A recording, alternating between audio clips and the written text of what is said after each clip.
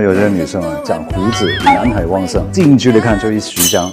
就算化了妆啊，看起来也不精致。其实女生长胡子大部分是因为基因决定的，所以不要对这个事情太过羞耻。还有部分原因是因为雄激素分泌旺盛，那导致汗腺发达，那唇毛就变浓密了。用蜜蜡调护记忆不就可以了？这样会刺激毛囊，容易得唇炎哦。那激光脱毛呢？咦，你打开钱包看看。